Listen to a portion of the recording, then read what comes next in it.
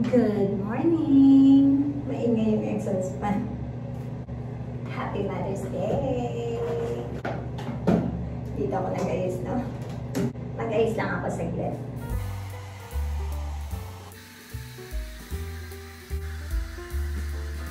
Mag-good morning ulit ako, guys. And babati ng Happy Mother's Day sa ating lahat. Araw natin to and i-enjoy lang natin. Kailangan maganda tayo ngayon, guys. Araw natin to. Ano to? O, ganyan to. Hindi siya dress. Jump suits. Parang ganun siya. Ayan ang ating Mother's Day outfit. Bago tayo mag-start ng ating araw, kailangan daw ay maganda. Diba? Ayan na. Busy na tayo. Iya, please put this in our bedroom. Naglulutuan na ang mga kuya. Yan, kay Kuya Sai ang dessert. Saging con yelo na.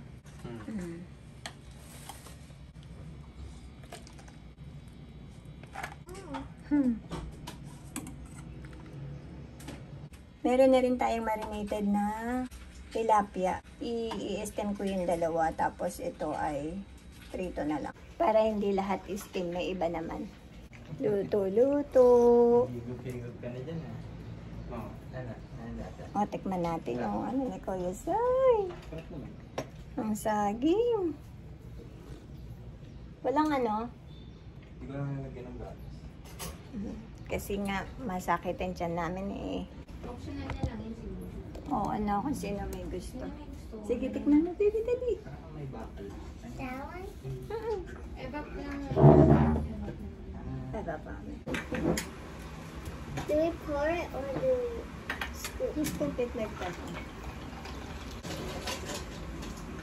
Kung masyado na tayo. You can use the evaporator. Evaporate. The liquid? The one that isn't thick? Bye, guys. Happy Mother's Day.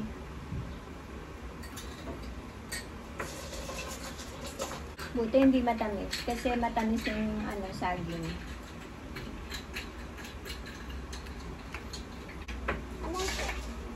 Chill-chill lang ang ating araw. Sama-sama tayo mag-celebrate ng simple ngayong Mother's Day. Ayan guys, mag-start na tayo lutuin itong isda. Walang kami ng gas. Sunday ngayon, Mother's Day. Diyos ko, buti na lang may delivery ang ang gas ngayong Sunday.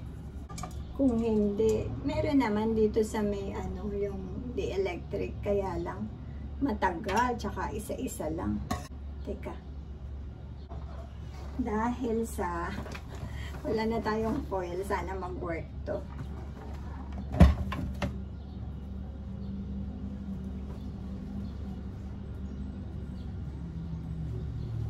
Gagamitin ko tong pang baking paper para dito sa steamed fish.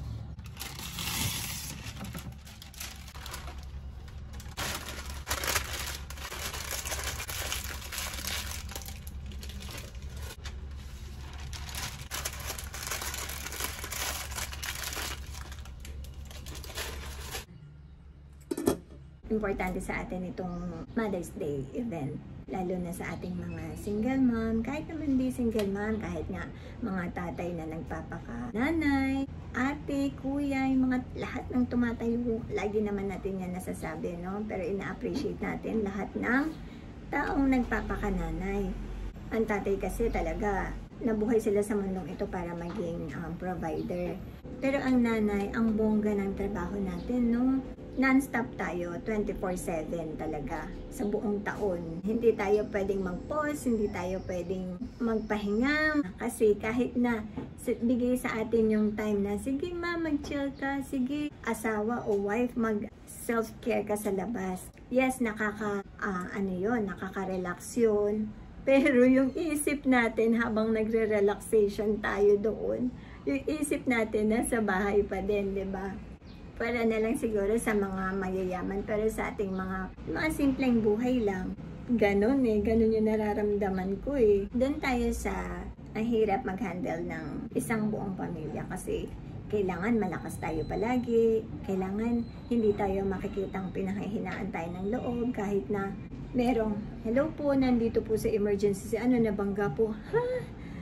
Yung ganon, pinagdaanan ko yung mga ganon. Hello po, kayo po ba yung parents ni, halimbawa ni Sean, napukpok po siya ng bote, and then dito po si Cyrus na nabalian po ng buto. Ang dami nating takot, anxiety na hinaharap sa kabila ng pagbabudget, pag-asikaso sa loob ng bahay, pagdidisiplina ng mga anak, pag-asikaso kung merong may asawa, sa pag-aaral, attend dito, attend doon, sa school, assignment ng mga bata, o okay ba yung anak natin, okay ba si ate, si kuya. Grabe, no? Grabe yung, ang galing ng makina natin, no? Pero, kinakaya. Yun yung maganda. Lalo na marami ang anak mo, marami kang iniintindi. Yung parang feeling mo tapos ka na dahil meron ka ng 3 anak na patapos na na gumagawa na ng future nila Hindi na masyadong disiplinahin Ang gusto mo na lang makita sa bigits mo, yung magkaroon sila ng magandang future, 'di ba? Para okay na ako, okay na to, no? Na maganda na yung tinatakbo ng buhay nila. Less na yung pag-intindi mo. Pero, hindi pa tapos. May maliliit pa na umulit ka ulit dun sa parang ABC ulit. Na didisiplinahin mo ulit, magti-teenager, baka ma-aksidente, baka yung umulit ba yung dating pinagdaanan mo. Yung pag-unawa ko bilang single mom, kailangan kasi sa pamilya marunong tayong makinig. Pakinggan natin yung nararamdaman din ng anak natin. Bilang magulang, hindi tayo pwedeng puro pagtatama. Kailangan marinig din natin bakit ba sila nagkakaganon? Ba't ganon yung nangyayari sa kanila? Bakit hindi magkatagpo?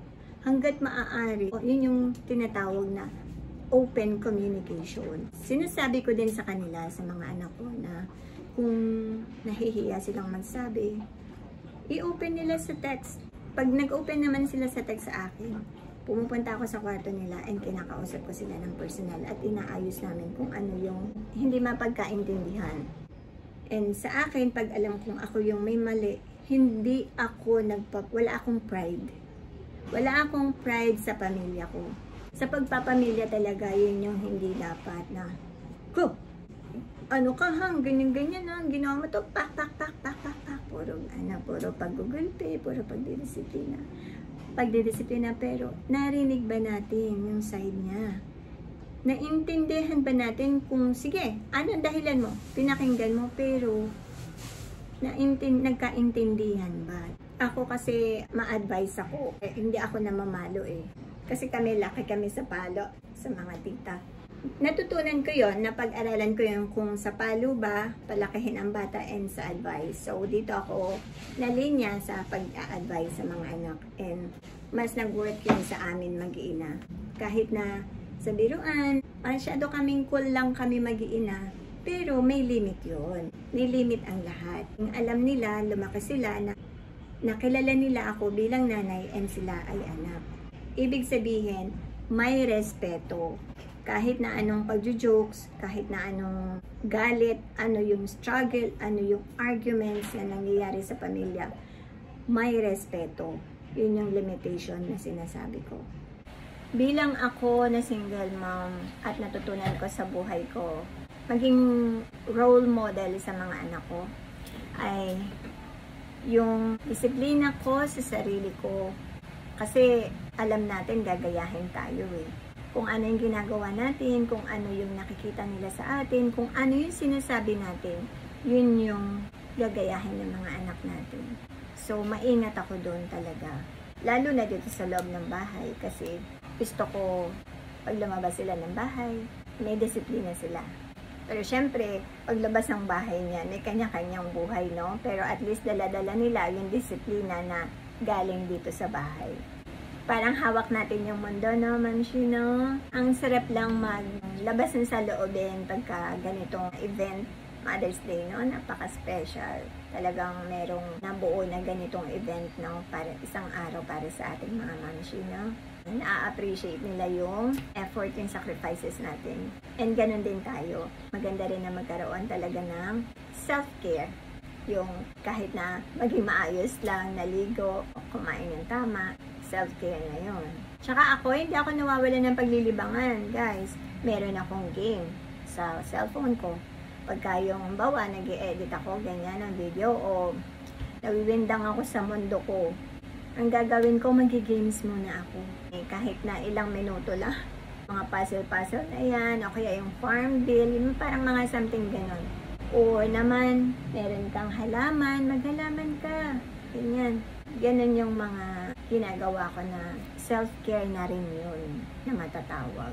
O kaya magkape ka na mainit o choco, hot choco, ganyan. Sana ay naintindihan nyo lahat yung mga nasabi ko, guys. Kasi naghalo-halo na talaga.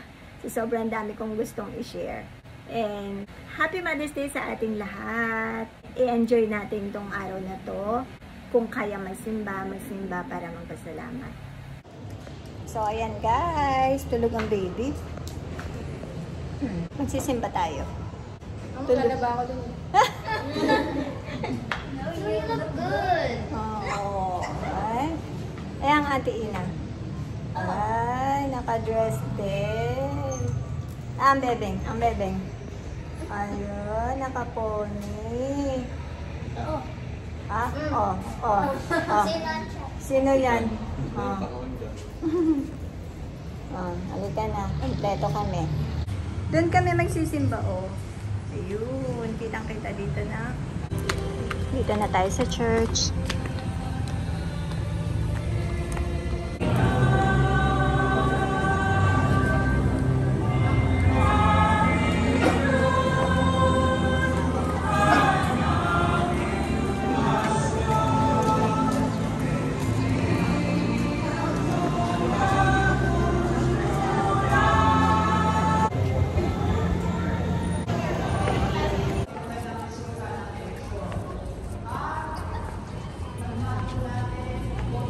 Tapos na kami magsimba, kapagdasal na.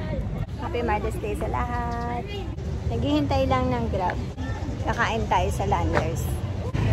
Ano yung pupuntahan nila kuya doon? Saan kayo pupunta? Ayun, may flower oh.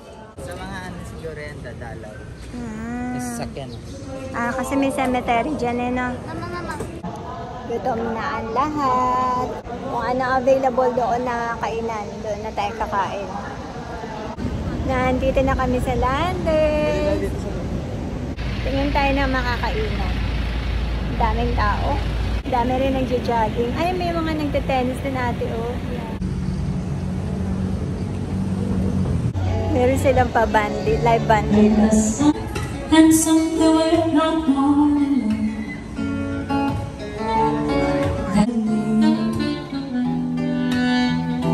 Baby, just one look at you, and I know it's not a deal. Everybody look on one side. Lovely day, lovely day, lovely day, lovely day, lovely day. Okay, dito kami nauwi sa sa Landers. Wala kasi doon, puno ang mga kainan doon sa doon. So dito tayo.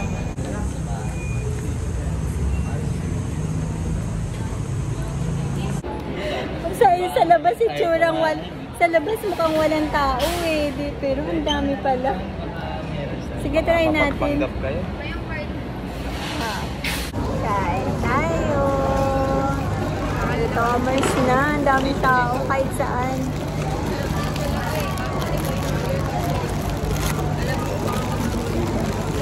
Meron doon babe.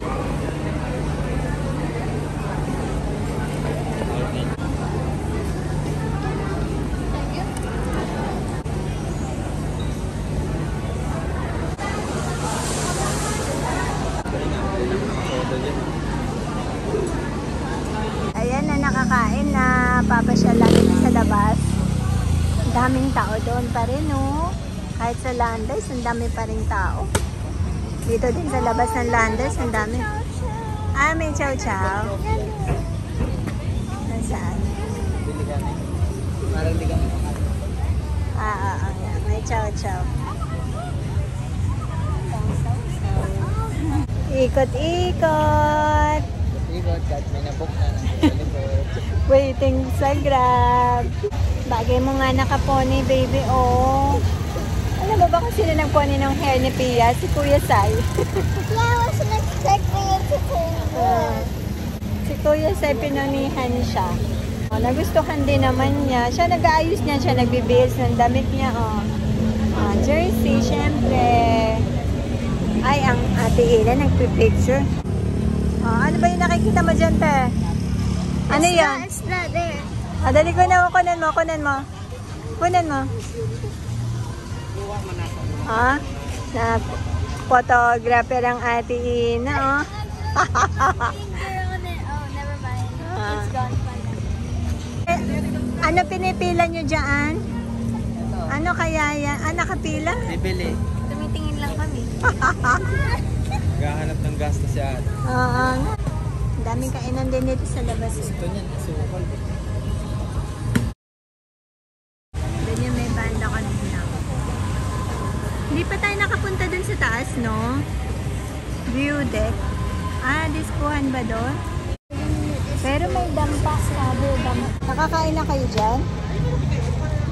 Sa ano, nakikain lang kami sa Facebook. Lilis, andyan na. Uwi na. Walang tao.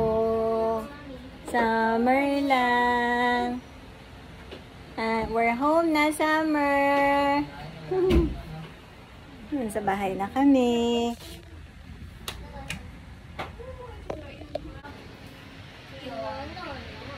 Kakain ka na, summer. Wait lang. Nag-aayos ako, nagpalit ako ng damit kasi magde-date kami ni Morris. So, kami naman yung aalis. Pero nauna na siya. And hindi ko naman yan mapapakita dahil nga hindi siya sanay sa camera. So, nagbibihis lang ako and mag-check-in lang kami and kakain sa labas. So, yun lang yung mangyayari. Ayun na Mother's Day. Kita tayo sa susunod na vlog, guys. And tatapusin ko na yung vlog natin dito. Sana ay nag-enjoy kayo kahit na short lang ang ating video ngayon. Pero masaya ako kasi sobrang binigyan ng time ng mga bata yung araw na ito. Ayun lang. And kung may kulang ako ng mga nasabi kanina, sa mga nasabi ko kanina na kung paano maging single mom, itatype ko na lang or sa susunod na mga vlog natin doon ko na lang siya itutuloy. Kasi kanina nagmamadali kami eh. And yung fish, yun yung kakainin nila ngayon hapunan. And maiiwan naman yung mga bata. Sila Inat, Pia, Kayla, ate and kuya. Mga kuya nandito din. Kompleto sila. So, okay naman sila dito. At yung in-steam kanina, tsaka yung nilutong dessert ni Kuya Sai, kakainin daw nila. Kasi hindi kami masyadong nabusog sa Landers. Ang daming tao. So, ayan lang guys. Maraming salamat. And aalis na rin ako. May date kami. Alam ko nagpa-appointment siya sa isang restaurant eh. So, ayun. Bye! Good night! Sumabit pa ako. Ito yung in-steam ko kanina na fish. Ayan. Yun yung kakainin nila mamaya pang hapunan. Ano ba nangyari na? Hindi ko nabisita to. Umalis na kami ng simba. Ayan. Parang naprito siya. Sila kuya tate nang bahala dyan. And ito naman yung dessert ni Kuya Sai kanina. So ayun lang, pinawis. Sobrang pawis o sobrang init.